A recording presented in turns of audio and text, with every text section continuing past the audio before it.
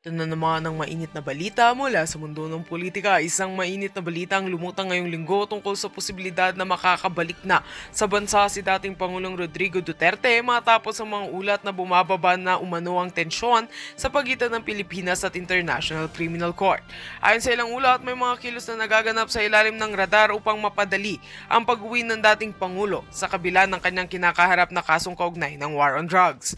Subalit kasabay ng balitang ito ay isang nakakagulat na aligasyong may plano umano si President Cotino Norte Jr. na patahimikin si Duterte upang tuluyang mapigil ang pagbubunyag ng mga sensitibong impormasyon sa administrasyon. Isang source na tumangging magpakilala ang nagsabing may tensyon sa pagitan ng dalawang kampo at may mga galaw di umano ang kasalukuyang pamahalaan upang hadlangan ang pagbabalik ni Duterte. Bagamat walang kumpirmadong ebidensya ukol sa umano'y balak na pagpapatigil sa buhay ng dating Pangulo, mas lalong umiinit ang espekulasyon sa social media. Nagpahayag ng pangamba ang ilang Duterte loyalist at nananawagan ng investigasyon upang matiyak ang seguridad ng dating leader. Ayon sa kanila, hindi dapat maging instrumento ang gobyerno upang patahimikin ng sinumang dating opisyal, lalo na kung ang may issue silang gustong ibulgar. Samantala, nananatiling tahimik ang Malacanang sa usaping ito. Wala pang opisyal na pahayag mula sa kampo ni PBBM o ni dating Pangulong Duterte. Patuloy namang inaabangan ng taong bayan ang magiging susunod na akbang ng dalawang leader, lalo na kung may katotohanan sa likod ng mainit na usaping ito. At yan nga ang mga balitang ating pagkakatutukan, at kung bago ka pa lamang sa aking channel ay huwag kakalimutang mag-like, share and subscribe para updated ka sa aming mga bagong balita dito sa Tatak Pinas.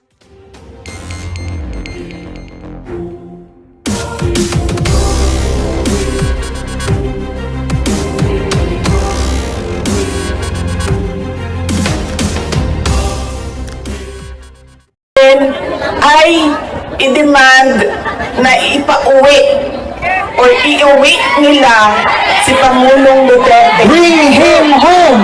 Bring him home! Bring him home! Bring him home! Bring him home! Bring him home!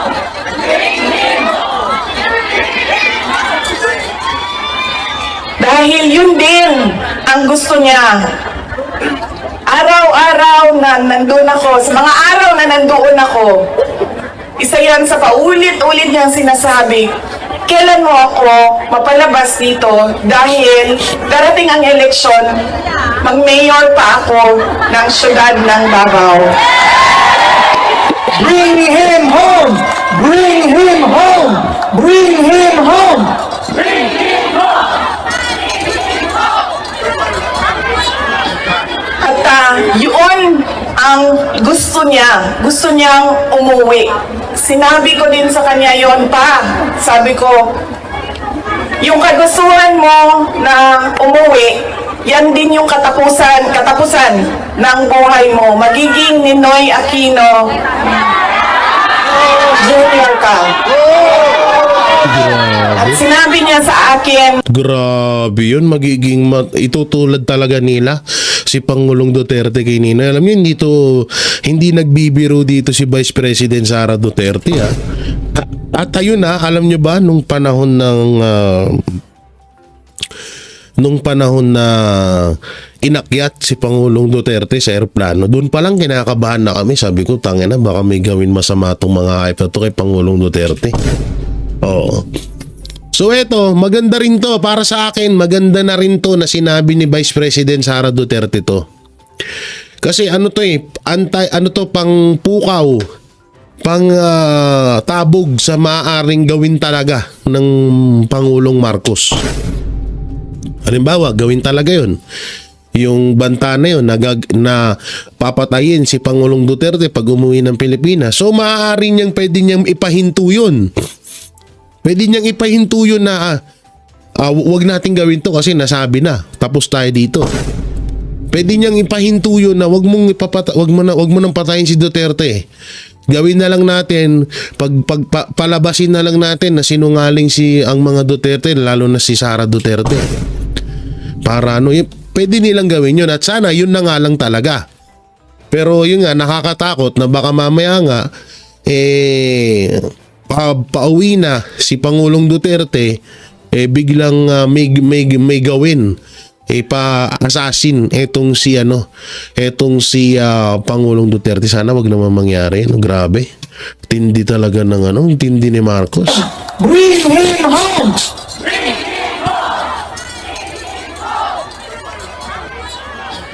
At yun ang gusto niya. Gusto niyang umuwi. Sinabi ko din sa kanya yon pa. Sabi ko, yung kagustuhan mo na umuwi, yan din yung katapusan ng buhay mo. Magiging Ninoy Aquino Jr. ka. At sinabi niya sa akin, sabi niya, kung ganyan ang kapalaran ko, then so be it. Basta lang mauwi ako sa Pilipinas. Kaya meron man akong worry para sa kanyang safety and security, pero lagi niyang inuulit-ulit talaga, ibalik niyo ako sa Pilipinas. Bring him home! So ibig sabihin, mamatay man si PRRD or mamatay man, wag naman sana. Ang kagustuhan ni PRRD nananatiling nasa Pilipinas siya. Sakit nun, no? Tanginang yan, ilang taon tayong pinagsilbihan at minahal hanggang ngayon ni Pangulong Duterte, tapos hayop na yan, ganyan yung gagawin sa kanya. Alam nyo kasi bakit parang totoo to. Alam nyo kung bakit una-una halos magkakasunod po Kagaya nung sinasabi ko, Plaza Miranda na lamang ang kulang. Kompleto na ho ang mga ginawa ni Marcos Sr. noon at ginagawa ni Marcos Jr. ngayon. At yan pa ang isang kulang. Yung may mamatay sa Ninoy Airport. At sana, wag naman sana, kahit paano sana, mauntog pa rin si Marcos at mapag-isip-isip niyang mali yung gagawin niya. Pero kagaya nga ng palagi natin sinasabi na etong si Marcos ay desperado na talaga kasi nga nasa playbook nga yan na lahat ng hadlang sa pagtakbo niya or lahat ng hadlang sa panghabang buhay niya or pang matagalan nilang pagluklok sa or pagpwesto, pananatili sa pwesto, lahat ng sagabal tatanggalin nila yun. At ang mga sagabal na yon, nandyan si Vice President Sara Duterte, nandyan si Pangulong Duterte at lahat ng mga Duterte at yung pati pa yung mga panig sa mga Duterte. Lahat yan, no? So nakakagigil na ganito na kahit pala may uwi si Pangulong Duterte sa Pilipinas, dalawa lang ang kakahinatnan niya, mabuhay or mamatay. Ang sakit lang, no? Alam niyo, dalawang, kung sakali mang mangyari to, wag naman ho sana, dalawang presidente na ang sinayang or nasayang or tinatawag, dalawang presidente na po ang maaring mangyari ulit. Kasi nangyari na ho ito nung panahon ni Ramon Magsaysay. Si Ramon Magsaysay ay parang may halintulad din natin ho yan kay Pangulong Duterte na isa sa mga pinaka magaling na naging presidente ng bansang Pilipinas. So sa kasamaan ho ay si Ramon Magsaysay ay namatay. Pinasabog ang kanyang eroplano o ang kanyang sasakyan. Ayun lang masakit doon, no? Kapag ikaw ay gampanan mo yung trabaho mo, kapag ikaw ay matinong tao, matinong presidente, matinong leader, ang kakahinatnan mo sa Pilipinas ay kung hindi ka makulong ay mamamatay ka. Ayun yung masakit doon. Nakakatakot nga kasi dito, baka bandang huli wala na talagang magsilbi ng maayos sa Pilipinas. Puwera sa mga Duterte halimbawa ibang apelido. Ang masama nito, matakot sila Kasi nangyari na kayo magsaysay at nangyayari na paunti-unti kay Duterte, baka mangyari din sa kanila sa oras na maging tapat sila sa kanilang serbisyo, sa kanilang pagiging leader. Yun yung masama dito, baka matakot na lang ho lahat ng tumakbo na bilang presidente ng Pilipinas. At hindi na lang gawin nila ang gagawin na lang nila is katulad ng kakupalan ni Marcos Jr. ngayon. Grabe, no? So tuloy pa natin. Bring him home! Bring him home!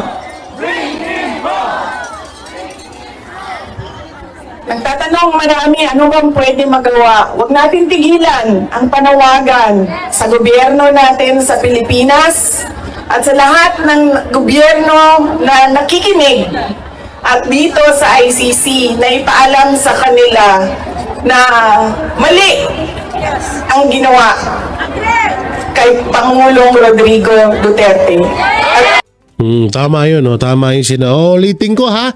Baka mamaya may mainstream media na naman na mag-fake news. Oo, baka may mainstream media na naman na mag-fake news. Na kesyo, oy, si Vice President Sara Duterte, hinihimo kang taong bayan na magprotesta. Hinihimo kang taong bayan na mag-people's power. Baka yun na naman kasi yung ipalabas ng mga buwisit na mainstream media. Alam nyo naman yung mga hayop na yan, nakala mo naman napakaano, pero sila yung number 1 na fake news dito sa Pilipinas. So, ano ba yung sasabihin ko? Yun pala, no? Dalawa din pala yan, hindi lang kay Pangulong Duterte. Kasi kung matatandaan nyo, ganyan na ganyan din po yung sinabi ni Vice President Sara Duterte kamakailan lang. Na gusto nilang gawin kay Vice President Sara Duterte ay kung ano yung ginawa nila kay Pangulong Pangulong Aquino noon. So hindi nila na ipatupad yon. Ang ginawa nila kay Pangulong Duterte na lang nila ay tinuon yung ganung taktika. So dalawa to, no? Pwede nila tong gawin kay Vice President Sara Duterte at pwede rin nila tong gawin kay Pangulong Duterte. Kaya tayong mga Pilipino mas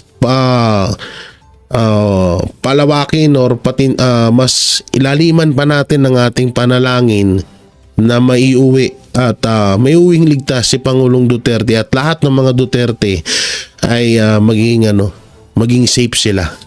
Dahil alam naman natin, yan na lang talaga magagawa natin, panalangin talaga eh. Wala na, hindi na tayo, sakal na tayo eh. Kami ng mga vlogger eh. Diba? Hindi kami makaporma, hindi na kami pwedeng halos magsalita. Magsalita ka, kaso agad, nahip na yan. So tuloy. paano ba itama yon? Ibalik nyo lang siya sa Pilipinas. Ituloy nyo lang yung kaso, walang problema. Ibalik nyo lang siya. Bring him home! Bring him home! Bring him home! Okay naman sa init? Ako dili. Kaya nga no, sunburn ang katungaan niya, ang katunga dili. Di okay lang.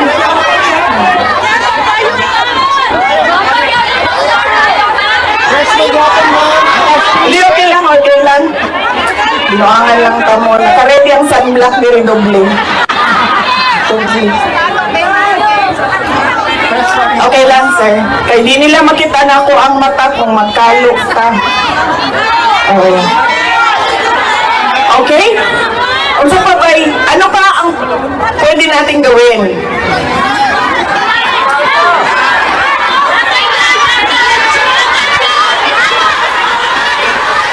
Sabi ni Vice President Sara Duterte, ano pa ba ang pwede nating gawin bukod sa panalangin, sa panawagan, ano pa ba? So sa totoo lang, kung kaparehas ko lang ng mindset, lahat ng Pilipino dito sa Pilipinas, alam nyo, kayang-kaya nating tapusin to eh. Sa totoo lang, kayang-kaya nating tapusin tong laban na to. Kayang-kaya nating ipananalo agad itong laban na to kung meron tayong pagkakaisa. Hindi para lumaban sa gobyerno. Pero kung isipin nyo maigi yung sinasabi ni Vice President Sara, na ano pa ba ang dapat nating gawin? So yun know, na katanungan na may logic, no, na kung ikaw kung maaarok mo ang kaisipan ng Duterte, alam mo na agad. So tayo, bawal tayo magsalita kasi nga nandito tayo sa mainstream media, baka tayo ay magurgor. So iniiwasan natin yan kasi baka yung mga kasamahan natin katulad niyan, nila Boss Dada, na ang mga vloggers na ginigipit, ako ho doon ay hindi naman kasama. So hindi natin alam kung sasama ba ako o hindi, kung isasama ba ako o hindi. Pero tayo nag-iingat din kasi nga mahirap na, wala, tayo na lang naghahatid din ng balita rito, wala nang katulong ang SMNI sa paghahatid ng tunay na balita kapag tayo ay nagurgur. Pero kung ako nasa isip ko, ano pa ba ang sunod nating gawin dito sa sinasabi ni Vice President? Para sa akin, alam niyo, yung pagkakaisa talaga. Pagkakaisa ng mga Pilipino sa buong Pilipinas na talagang, alam mo yun, yung isang full blush, tinatawag na talagang isang puwersa, no? Na magpapatigil sa kaguluhan dito sa Pilipinas. Yun. Para sa akin yun. Grabe. Hindi ko maisip na, alam nyo, sa totoo lang matagal na namin din alam na maaaring gawin kay Pangulong Duterte yung ginawa kay Aquino. Pero hindi muna namin talaga din yung sinabi ng buong Banateros Brothers kasi nga hinayaan namin na manggaling mismo kay Vice President Sara Duterte yun. So yan na nga, nakapagsalita na nga siya, nasabi niya na yan. So talagang yan po ay totoo na may plano. Hindi ko man sabihin kung si Marcos man or yung iba, pero may plano ang mga anti-Duterte na patayin talaga si Pangulong Duterte kapag sa oras na makauwi ito ng bansang Pilipinas. Ayaw na nila talagang ano na sila sobrang pikon na.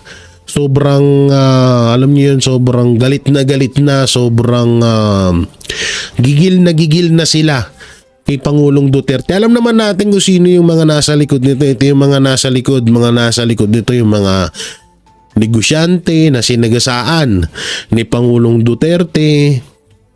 Kasi marami hong nagyamanan ng mga negosyante dito sa Pilipinas nung hindi pa nakakaupo si Pangulong Duterte bilang presidente ng Pilipinas.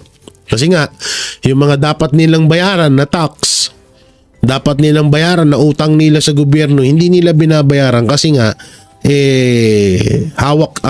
nakokontrol nila yung mga naging presidente. Nung panahon ni PRRD ay hindi nyo basta-bastang mahawakan sa leg yun, hindi nila mapaikot, hindi nila makontrol. So talagang no choice sila. Alam nila na kung ano yung kayang gawin ng mga Duterte. So ngayon, panahon naman na wala na sa kapangyarihan si Pangulong Duterte, ito na yung ibinalik sa kanila. No. At ito na yung gustong gawin. Alam niyo, napakadali lang talaga Sa totoo lang, napakadali lang talaga na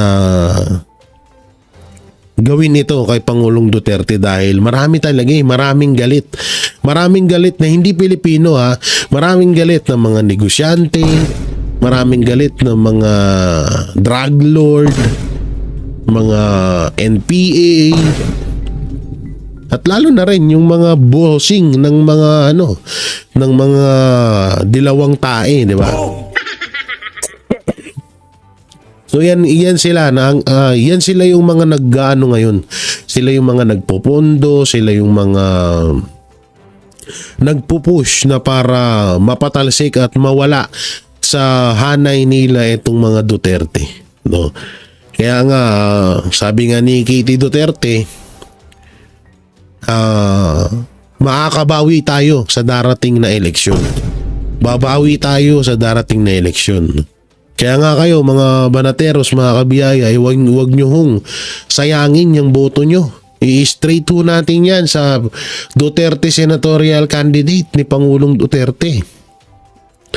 Una-una, double purpose ho yun. May iwasan ang impeachment kay Vice President Sara Duterte. At yung mga yan, isa yan din sila sa mga lalaban mapatungkol dito sa pag-aresto kay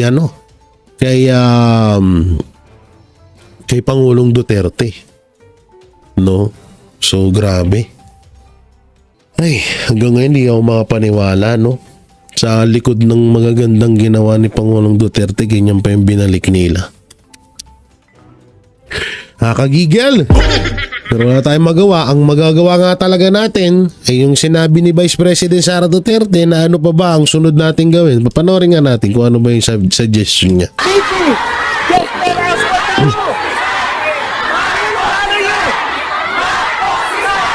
Marcos resign! Marcos resign! Marcos resign!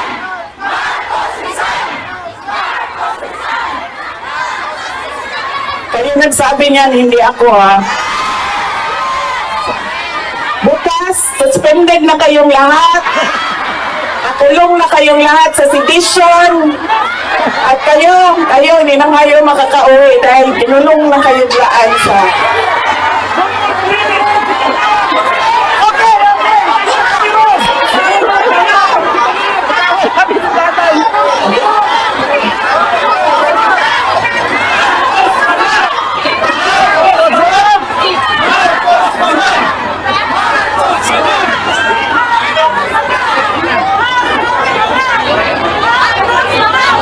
And that relates to transparency and accountability. Alam nyo kasi, ang pagiging Pangulo, dapat nasa tamang pag-iisip ka. Kapag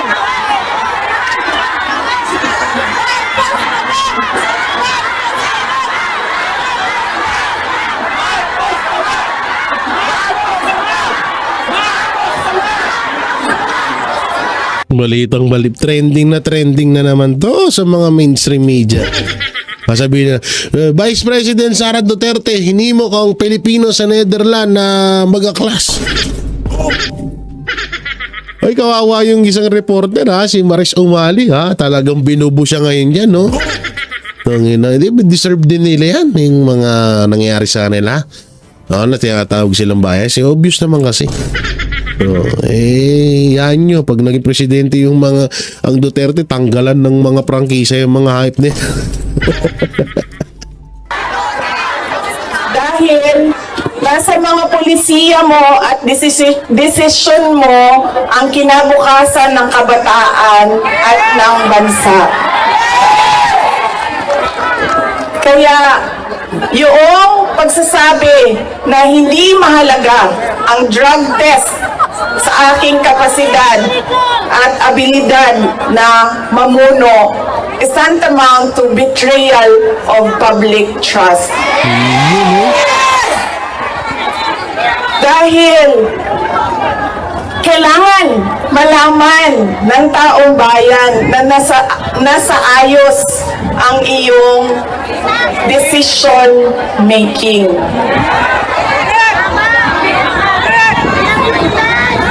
Kaya hindi lang naman natin pwede sabihin, Marcos resign. Bakit ba kailangan resign?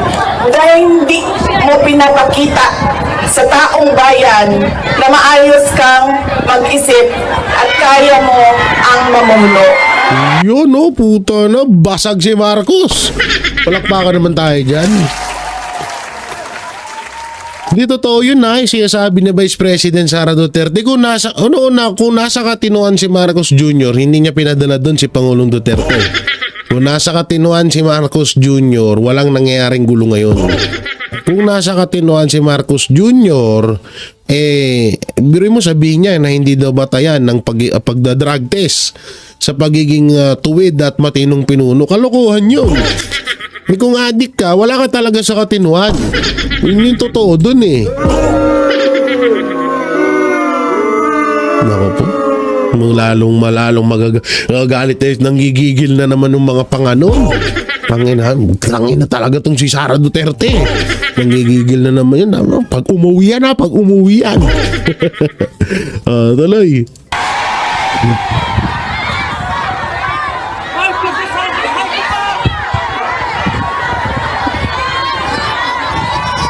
Madaming mga tanong na nasa loob na ng korte. Ang PhilHealth, ang pagkuha ng pondo ng PhilHealth para bang naging pyramiding ang ginawa nila sa budget ba? Kumuha sila ng kulangan pera dito, kumuha sila sa ibang source para isalpak dito, ay hahanapin na naman sa ibang source yung nagiging juggling at parang pyramiding na ang nangyari sa budget. At kung nakikita ninyo at naiintindihan ninyo ang budget, karamihan doon pamigay lang ng mga politiko na tinatawag nating ayuda.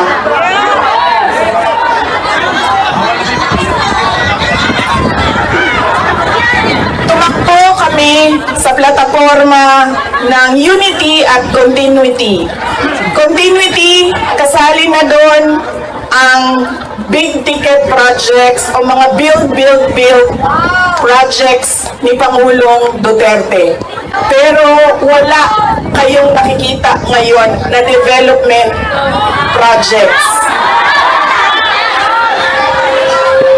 Dahil lahat yon ay nakatago sa mga proyekto na pamigay o nandoon lang sa bulsa ng kontraktor at ng politiko na gumawa kuno ng project.